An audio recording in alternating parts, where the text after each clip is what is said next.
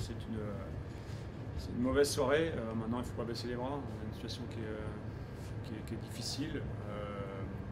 On pensait prendre des points et s'écarter un peu la zone dangereuse. Maintenant, ce n'est pas le cas. Mais encore une fois, si on baisse les bras, le championnat va s'arrêter rapidement. Donc il reste 7 matchs à jouer. Il faut encore évidemment beaucoup de points. On a eu encore on a fait des grossières erreurs qui nous ont amenés à être menés et après à courir après le score. On sait que c'est pas ce que l'on préfère. Et derrière, on a vu une équipe qui, au fur et à mesure que le match avançait, était pris dans le doute.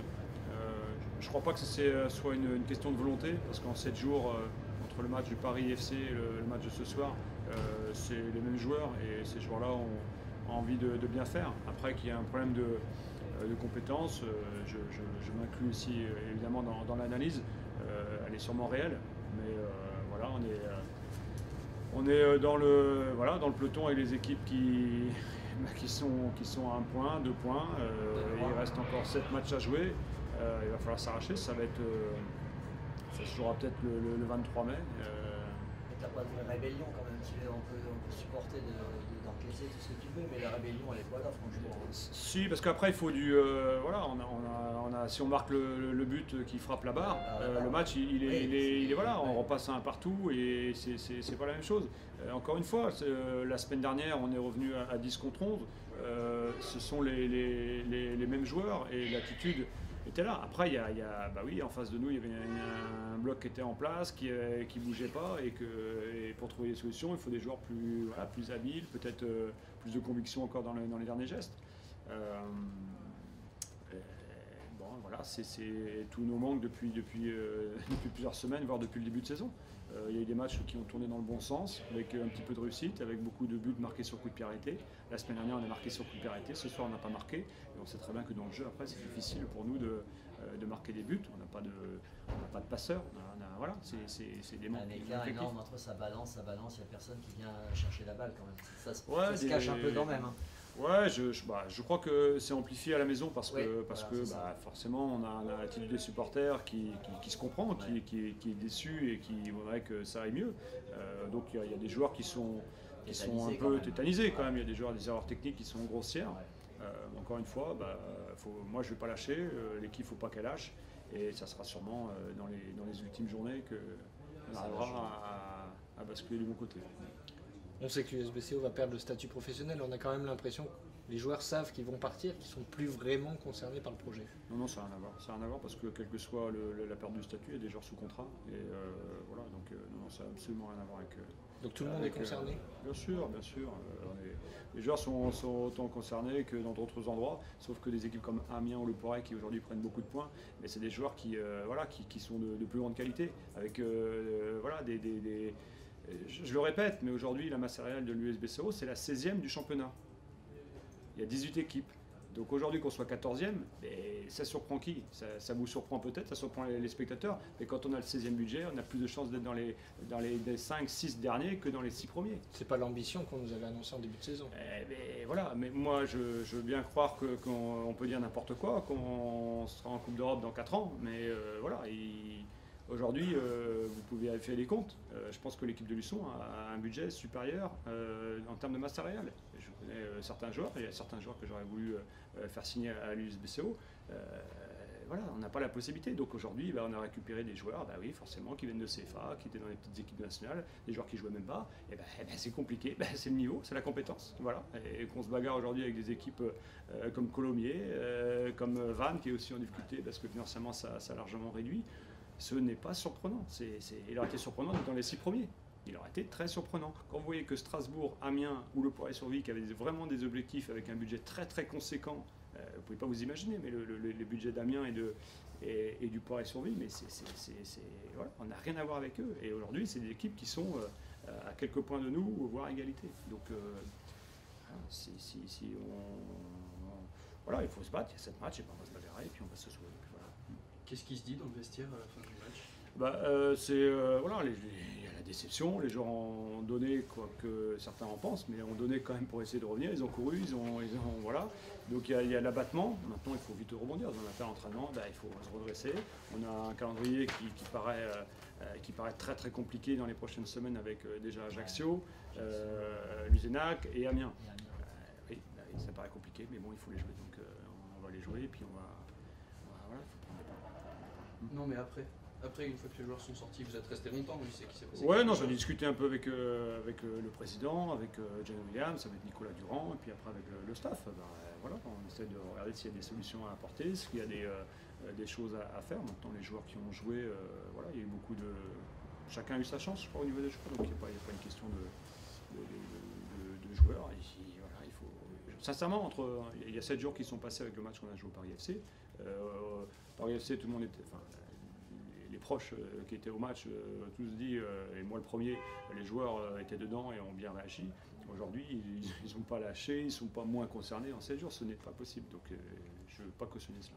Que vous dites que ce n'est pas une question de joueurs, donc c'est une question de quoi? Non, ce n'est pas une question de joueurs, c'est pas une question d'investissement. Maintenant, si c'était que l'investissement, on ira chercher les joueurs de CFA2, on les remonte à bloc, mais vous allez voir qu'on va descendre quand même. Il y a une question aussi de compétence, au bout d'un moment, parce que l'équipe en face, elle veut se bagarrer aussi. Voilà, Charlie Charrier qui a marqué le deuxième but, l'année dernière il a joué à peu près 10 matchs avec Guingamp qui est monté en Ligue 1. Voilà. Nous on a Baïlidia qui joue à Stade Bordelais. Ouais. Donc on peut se battre, on peut les remonter dans tous les sens que vous voulez, mais au bout d'un moment, ça serait trop facile de dire il faut que des mecs qui en veulent, parce que sinon on irait chercher les joueurs qui jouent au Touquet ou à Saint-Omer. La qualité technique aussi qui intervient. Ben oui. Bon, il n'y a pas de secret. Donc, il y a le talent. On est dedans, on est dans l'objectif de maintien. Aujourd'hui, on fait une contre-performance. On est moins en réussite que sur la poule allée. On a eu de la réussite. On a marqué beaucoup de buts sur phase arrêtée. On a eu Régis qui nous a sorti des arrêts extraordinaires sur certains matchs. Voilà, il faut espérer que sur ces 7 prochains matchs, on retrouve cette efficacité, cette réussite, parce qu'il faut que ça tourne du bon côté. Pour enchaîner ces 9 à 10 points qu'il nous faut sur les 7 matchs. Ça va être difficile, ça sera peut-être encore une fois, je le répète, le 23 mai, mais il ne faudra pas lâcher avant le 23 mai. Et que vous a dit le président Ouetté? Qu'il était extrêmement déçu de la défaite, de la prestation, et qu'il aimerait voir autre chose. Mais on est tous d'accord. On est tous d'accord. Et vous êtes là jusqu'à la fin de la saison. Écoutez, je l'ai su, c'est pas moi qui décide. Frédéric, Production, j'imagine que ce soir c'est une victoire qui fait le plus grand bien et qui confirme aussi les bons résultats précédents. Ouais, c'est le 5e match sans défaite. Forcément pour nous c'est un grand plaisir ce soir. C'était une confrontation à double tranchant. On savait que cette équipe-là pouvait nous mettre à 5 points, mais on savait aussi qu'on pouvait lui passer devant. Donc on connaissait un petit peu pas les lacunes, mais un peu les séquelles que Boulogne traîne actuellement, et on a essayé de jouer dessus. Et puis nous, avec nos qualités actuelles, c'est-à-dire bien défendre et puis sortir comme on pouvait. Donc je pense que notre plan de jeu a été tenu du début jusqu'à la fin. On s'est créé un certain nombre d'occasions contre eux qui ont eu beaucoup de ballons, beaucoup de possibilités de mettre le ballon dans la surface, mais sans forcément être très dangereux. Donc notre match est abouti et c'est très bien pour nous. Pour de bon cette fois-ci, vous n'êtes pas relégable. Ouais. Pas pour de bon. Comparativement à la semaine dernière où on a pensé un moment que c'était pas le cas en fait. Et puis ce soir, en revanche, les résultats font qu'avec cette victoire, vous n'êtes plus. Ouais, il y a des résultats qui sont très bien pour nous, forcément. Les défaites de certaines équipes nous donnent la possibilité de nous éloigner d'eux. Et bon, c'est vrai que c'est une bonne soirée. On a fait un bon match. Et les équipes qui pouvaient nous mettre en difficulté sur les prochaines rencontres s'éloignent de nous. Donc c'est vrai que c'est bon augure. Mais bon, malgré tout, la semaine prochaine, on reçoit Luzenac. Donc faudra faire le taf. Et ça s'annonce quand même une tâche assez élevée.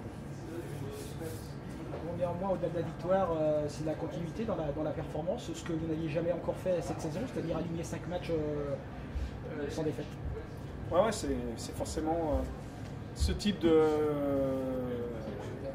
rencontre dans la continuité d'un travail, dans la continuité de résultats qui fait que soit on peut être là-haut, soit on peut sortir de la zone de relégation. Nous, voilà, c'est ce qui nous permet de sortir de la zone de relégation. On sait très bien que les équipes qui enchaînent les matchs avec de bons résultats ont forcément une conséquence à la fin, parce que les résultats sont tellement surprenants chaque week-end. Il y a des surprises, à part une ou deux équipes qui sont au-dessus du niveau, les autres se valent quasiment toutes. Et chaque week-end, il faut être là, chaque week-end, il faut répondre. Et c'est vrai que Nous, ça fait un certain moment qu'on est bien, donc on surfe un petit peu sur ce phénomène, mais on sait très bien que c'est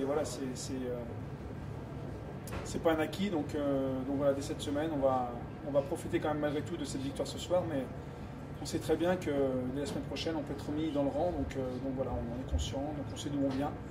Donc on ne s'attache pas plus à ça sur les prochains matchs. On prend celui qui vient, le prochain, et voilà, on va essayer de faire le même type de prestation pour avoir le même type de résultat. Alors cette fois, ce soir, la victoire est obtenue à l'extérieur. Dans les résultats satisfaisants dont on parlait tout à l'heure, c'était plutôt des résultats obtenus à domicile. Cette fois, c'est à l'extérieur. C'est la deuxième victoire d'ailleurs. Ouais, c'est la deuxième cette année. Ouais. À l'extérieur. C'est un cap supplémentaire de franchi. Non, je pense que voilà, sans manquer de respect à Boulogne, c'est l'équipe où on pouvait prendre des points. Voilà, c'est ce qu'on a fait ce soir. On a saisi l'opportunité. Je pense qu'on n'aurait pas cette prétention chez d'autres équipes. C'est vrai que là, on s'est donné tous les moyens de pouvoir y croire. Donc on est venu ici avec de vrais arguments de croyance en nos possibilités de prendre les 3 points. À partir du moment où on croit en quelque chose et qu'on met les moyens, on peut l'atteindre. Donc c'est ce qu'on a fait ce soir. Mais c'est vrai que voilà, on avait bien travaillé sur ce match. On avait bien travaillé, bien étudié cette équipe de Boulogne. Et je pense que le travail a payé ce soir. Les joueurs ont récompensé l'ensemble d'un travail d'un staff et d'une équipe. T'attendais néanmoins à ce que ce soit plus compliqué, parce qu'on a l'impression que cette victoire finalement est une victoire qui n'a jamais été trop discutée. Alors, par rapport à votre match, mais aussi par rapport à celui de Boulogne qui était vraiment. Pour rentrer dans les détails, on savait que Boulogne actuellement jouer à domicile, c'est pas forcément la meilleure des choses. Un club comme Boulogne devrait d'être là-haut. Ils ne le sont pas, donc on sait forcément qu'il y a une pression importante. Que le public peut vite se mettre contre son équipe. C'est ce qui s'est passé très rapidement pendant le match. Donc pour nous, c'était forcément un bonus qu'on avait prévu, mais pas forcément demandé. Donc voilà, on a joué, je vous dis, sur plein de facteurs. Et ce facteur-là était important parce qu'on sait que cette équipe de Boulogne, voilà, comme toute équipe, quand elle est supportée par des gens qui sont dans les tribunes, c'est plus facile. Quand elle est un peu, voire beaucoup critiquée, ça devient plus compliqué pour les joueurs, et ce soir, ça a été très compliqué pour les joueurs de Boulogne de jouer dans un stade assez hostile malgré tout. Après, j'ai pas de jugement à porter sur le public, mais on savait que pour nous, ça pouvait être un des facteurs qui pouvait nous aider. Merci, c'est parfait. Voilà, messieurs. Merci beaucoup. Merci à vous.